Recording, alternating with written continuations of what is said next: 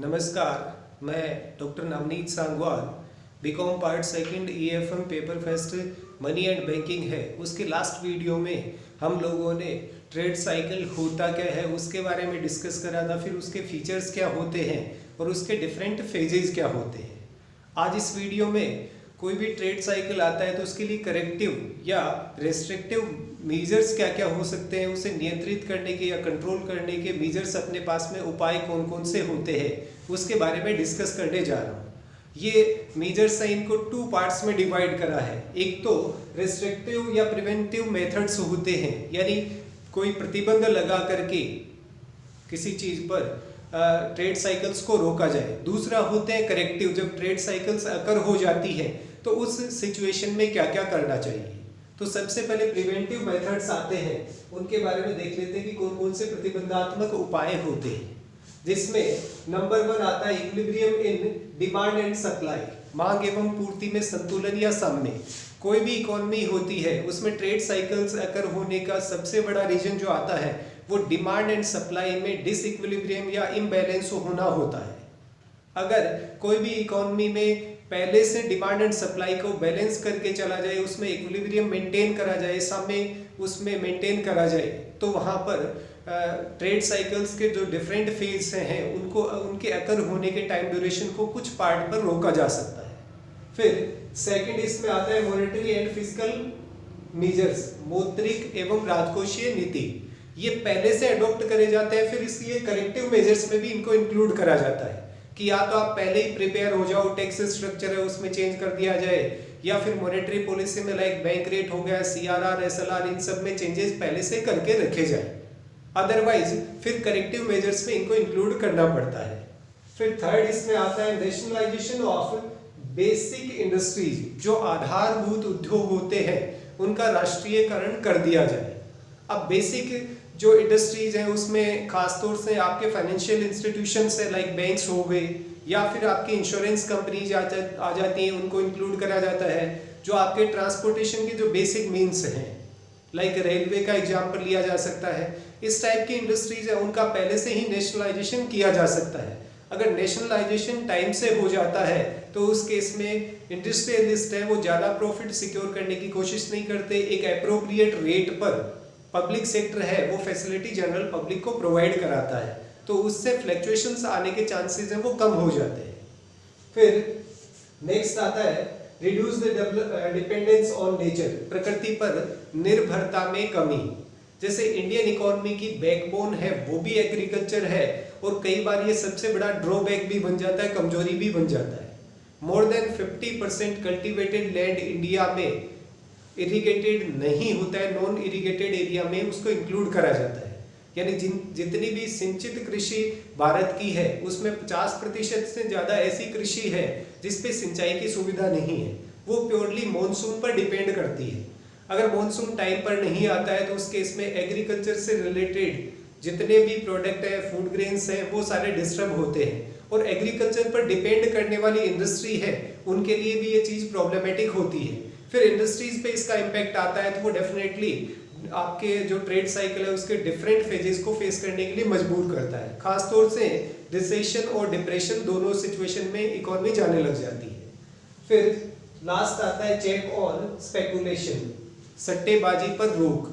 हालांकि ये कुछ डेवलप्ड कंट्रीज हैं लाइक ब्रिटेन हो गया, वहाँ पर स्पेकुलेशन है वो लीगल माना जाता है, तो उन कंट्रीज के रेफरेंस में ये पॉइंट ज़्यादा एप्लीकेबल होता है। इंडियन कॉन्टेक्स्ट में इस पॉइंट की ज़्यादा वैल्यू नहीं है। फिर भी जो शेयर मार्केट की ट्रेडिंग है, कमोडिटीज मार्केट की ट्रेडिंग है, उसमें जो स्पेकुलेटिव एक्टिविटीज होती है, चाहे वो इन्वेस्टमेंट के रिगार्डिंग हो, चाहे आपके बाइंग एंड सेलिंग के रिगार्डिंग हो, उस पे पहले से ही रोक लगा दी जाए तो आपके फाइनेंशियल मार्केट में आने वाले फ्लक्चुएशंस को रोका जा सकता है। तो ये तो कुछ तो आपके प्रिवेंटिव मेथड्स हो गए जो प्रतिबंधात्मक है, यानी किसी चीज़ पर रोक लगा करके उस पर रेस्ट्रिक्शंस इंपोज कर करके ट्रेड साइकिल के डिफरेंट फेजेस को रोका जा सकता है। फिर सेकंड पार्ट में इसमें आता है करेक्टिव मेजर्स, नियंत्रणात्मक उपाय या नियंत्रण करने के कौन कौन से उपाय होते हैं, जिनको 2 कैटेगरी में यहाँ पर डिवाइड करा, या फिर 3 कैटेगरी आप मान सकते हैं। एक तो मॉनेटरी मेजर्स आते हैं, दूसरे फिस्कल मेजर्स आते हैं, और थर्ड है वो अदर्स में इंक्लूड करे जाते हैं। मॉनेटरी मेजर्स तो वो है जो जनरली आप लोगों ने लास्ट ईयर स्टडी करे होंगे इकोनॉमिक एनवायरनमेंट वाले पेपर के अंदर। फिर भी रिपीट कर देता हूँ, इसमें कुछ पार्ट है वो तो आपके यहाँ तक के हैं, वो क्वांटिटेटिव मेथड्स में आते हैं क्रेडिट कंट्रोल के। इसमें एक दो चीज है वो एसएलआर वगैरह उनको और ऐड करा जा सकता है, repo rate, reverse repo rate, marginal standing facility. हालांकि इनके इम्प्लीकेशंस हैं वो बैंक रेट और सीआरआर जैसे होते हैं, तो अलग से मेंशन करने की रिक्वायरमेंट नहीं है। पहला इसमें आता है बैंक रेट, बैंक दर। बैंक रेट वो रेट होती है जिस पर किसी भी कंट्री का सेंट्रल बैंक वहाँ के कमर्शियल बैंक्स को लॉन्ग टर्म के लिए लोन्स है वो प्रोवाइड कराता है। इंडियन कॉन्टेक्स्ट में लॉन्ग टर्म का मीनिंग यहाँ पे मोर देन 90 डेज के लिए आता है, और उसमें भी आपके first class and approved securities हैं उनकी डिस्काउंटिंग करके आरबीआई वो कमर्शियल बैंक्स को लोन देता है। तो कोई भी सिचुएशन है, मान लीजिए इन्फ्लेशन आपके यहाँ पे बहुत ज्यादा हो जाता है, तो उस केस में बैंक रेट को इंक्रीज करा जाता है। फिर आरबीआई महंगी दर पर कमर्शियल बैंक्स को लोन देता है, तो कमर्शियल बैंक से वो जनरल इंटरेस्ट रेट्स है उनको इंक्रीज कर देते हैं। लोग कम लोन की डिमांड करते हैं, जब उनके लोगों के हाथ में कम पैसा जाएगा तो उनकी परचेजिंग पावर कैपेसिटी कम हो जाती है, यानी इन्फ्लेशन को कंट्रोल करा जाता है। तो एक आपका मेजर ये हो जाता है बैंक रेट को इंक्रीज कर दिया जाए। मान लीजिए डिफ्लेशनरी सिचुएशन चल रही है, उस स्थिति में क्या करा जाता है, बैंक रेट को डिक्रीज करा जाता है और लोन्स हैं उनको इंक्रीज करा जाता है। सेकंड इसमें आता है ओपन मार्केट ऑपरेशंस, खुले बाजार की क्रियाएं। ओपन मार्केट ऑपरेशंस में क्या होता है कि कभी भी इन्फ्लेशन ज्यादा होती है, उस सिचुएशन में आरबीआई ऐसी सिक्योरिटीज को जनरल पब्लिक को इशू करता है, और उसकी एवज में जो मनी होता है वो आरबीआई कलेक्ट कर लेता है लोगों की परचेजिंग पावर कैपेसिटी कम करने के लिए। और डिफ्लेशनरी सिचुएशन है, उस केस में आरबीआई ऐसी सिक्योरिटीज को सेल आउट करना स्टार्ट करता है जिससे लोगों के हाथों में ज्यादा पैसा जाता है, वो लोगों से वापस से परचेज करने लग जाते हैं। फिर थर्ड इसमें लिया गया है सीआरआर, कैश रिजर्व रेशियो, नकद कोष अनुपात या नकद आरक्षी अनुपात भी बोलते हैं। ये डायरेक्टली मनी सप्लाई को डिस्टर्ब करता है। मान लीजिए प्रेजेंटली ये 3% है, अगर इसे 10% कर दिया जाए तो डायरेक्टली बैंकों की लेंडिंग कैपेसिटी कम हो जाती है। फॉर एग्जांपल, एक बैंक में 100 रुपीज पर डे बेसिस पे आते हैं डिपॉजिट के फॉर्म में, चाहे वो आपके डिमांड डिपॉजिट हो या टर्म डिपॉजिट हो। प्रेजेंटली मान लीजिए 4 रुपीज आरबीआई डिडक्ट करता है, आरबीआई के लिए सीआरआर रखा जाता है, रिमेनिंग 96 रुपीज बैंक्स के पास में रहते हैं, वो लोन दिया जा सकता है। अगर बैंक मनी सप्लाई को डिस्टर्ब करना है, मान लीजिए अब इसे इंक्रीज करके 10% कर दिया, तो उस केस में क्या होगा, 10 रुपीज यहाँ पे आरबीआई के पास में जाएंगे, बैंक्स की क्रेडिट क्रिएशन कैपेसिटी डिक्रीज होकर 90 रुपीज रह जाती है। ये तो एक 100 रुपीज का एग्जाम्पल है। मान लीजिए ये पूरी इंडिया में हर एक बैंकिंग स्ट्रक्चर पे लागू कर दिया जाए तो इसका इम्प्लीकेशन कितना बड़ा आता है। ऐसा अज्यूम करा जाता है कि एसएलआर 0.25% से रिड्यूस करा जाता है, तो उस केस में इंडिया में मनी सप्लाई है वो 40,000 crore rupees per annum increase हो जाती है। तो यहाँ पर 6% का जो डिफरेंस है वो कितने बड़ी अमाउंट को डिस्टर्ब करेगा। तो जब इन्फ्लेशन होती है तो सीआरआर को इंक्रीज कर देना चाहिए, और डिफ्लेशन है तो सीआरआर को डिक्रीज कर देना चाहिए।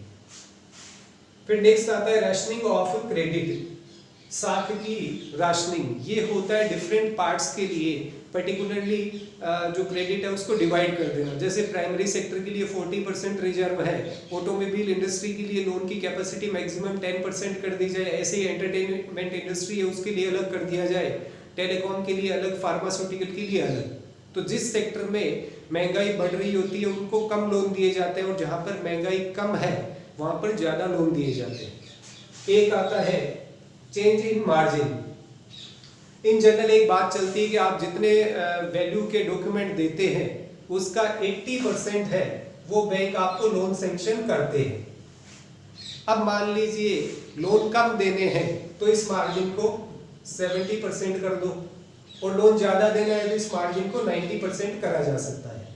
यानी मार्जिन में चेंज करके भी मनी सप्लाई को डिस्टर्ब है वो किया जा सकता है। फिर इसके बाद में एक दो पॉइंट इसमें और आते हैं, डायरेक्ट एक्शन हो गया, मॉडल सुएशन हो गए, वो हालांकि ज़्यादा इफेक्टिव नहीं होते हैं।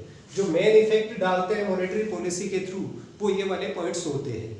फिर बात आती है फिस्कल मेजर्स की या फिस्कल पॉलिसी की, राजकोषीय नीति की। उसमें 3 चीजें यहाँ पर इंक्लूड करी गई है। पहला, पब्लिक एक्सपेंडिचर, सार्वजनिक व्यय। ये कब बढ़ाए जाते हैं? जब किसी भी इकोनॉमी में स्लो डाउन चल रहा होता है, तब पब्लिक एक्सपेंडिचर इंक्रीज कर दिए जाते हैं, जिससे कोई चीज़ कंस्ट्रक्ट होती है, वहाँ पर लेबर की या एम्प्लॉयज़ की रिक्वायरमेंट होती है, और एम्प्लॉयमेंट जनरेट होता है, इनकम जनरेट होती है, फिर डिमांड जनरेट होती है, और कोई पीक टाइम होता है, उस टाइम पे पब्लिक एक्सपेंडिचर्स को रिड्यूस कर दिया जाता है। नेक्स्ट इसमें आता है टैक्स पॉलिसी। जब लोगों की परचेजिंग पावर कैपेसिटी ज़्यादा होती है तो उस टाइम पे ज़्यादा टैक्स इंपोज करने चाहिए, जिससे कि लोगों की परचेजिंग पावर कैपेसिटी को रिड्यूस कर इन्फ्लेशन को कंट्रोल करा जा सके। और लोगों की परचेजिंग पावर कैपेसिटी कम होती है, उस टाइम पर टैक्स रेट्स को रिड्यूस कर देना चाहिए, जिससे कि लोगों के हाथ में ज़्यादा पैसा बचे और वो लोग ज़्यादा डिमांड करने लग जाएं, और अगेन इकोनॉमी है वो रिवाइव होने लग जाती है। थर्ड जो इम्प्लीकेशन इसमें आता है वो पब्लिक डेब्ट का आता है, सार्वजनिक ऋण का आता है। पब्लिक डेब्ट उस केस में पब्लिक को लेने चाहिए। पब्लिक का मीनिंग यहाँ पर गवर्नमेंट ऑफ इंडिया से या स्टेट गवर्नमेंट से होता है। स्टेट गवर्नमेंट जनरल पब्लिक से लोन उस टाइम ज़्यादा ले जब इन्फ्लेशनरी सिचुएशन चल रही होती है, ताकि लोगों के हाथ से पैसा है वो गवर्नमेंट के पास में जाए। और डिफ्लेशनरी सिचुएशन है, महंगाई कम है, उस सिचुएशन में गवर्नमेंट ऑफ इंडिया या स्टेट गवर्नमेंट के पास जो लोन लिए हुए हैं वो वापस से जनरल पब्लिक को रीडिस्ट्रीब्यूट कर देने चाहिए। और लास्ट पॉइंट इसमें आता है अदर मीजर्स। उसमें 2 चीजें यहाँ पर दी, एक तो फिजिकल कंट्रोल, भौतिक नियंत्रण है, ये कंजम्पशन के रिगार्डिंग भी हो सकता है और प्रोडक्शन के रिगार्डिंग भी हो सकता है। मान लीजिए सैचुरेशन आने के बाद भी प्रोडक्शन इंक्रीज हो रहा है, उस केस में गवर्नमेंट ऑफ इंडिया या जिस स्टेट के कंसर्न में इंडस्ट्री आती है वो प्रोडक्शन पर बैन कर सकती है। ऐसे ही किसी पर्टिकुलर कमोडिटी का कंजम्पशन अननेसेसरी इंक्रीज होता है तो उस कमोडिटी के कंजम्पशन पर रेस्ट्रिक्शन है वो इम्पोज करे जा सकते हैं। और लास्ट इसमें आता है अनएम्प्लॉयमेंट इंश्योरेंस। होता क्या है, जब भी इकोनॉमी में स्लो डाउन आता है, एम्प्लॉयमेंट है वो रिड्यूस होते हैं और लोगों में एक डर भय पैदा होता है। उस टाइम पर अगर अनएम्प्लॉयमेंट इंश्योरेंस जैसी कोई स्कीम होती है तो लोग हैं उसमें इस टाइप की सिचुएशन को फेस करने की एक टाइप से ताकत आ जाती है। तो ये एक छोटा सा मेजर है जो काम में लिया जा सकता है। हालांकि मेनली ये वाले पॉइंट जो प्रिवेंटिव मेजर्स हैं और मॉनेटरी एंड फिस्कल मेजर्स हैं, ये सबसे इंपॉर्टेंट इसमें माने जाते हैं। अब आज के इस वीडियो में एक ही टॉपिक डिस्कस करा है हम लोगों ने कि ट्रेड साइकिल्स हैं उनको कैसे कंट्रोल किया जाए, उन पे नियंत्रण किस प्रकार से किया जाता है। इस टॉपिक के साथ में ये चैप्टर यहाँ पर कंप्लीट हो जाता है। तो आज के इस वीडियो में इतना ही। Thank you. जय हिंद, जय भारत।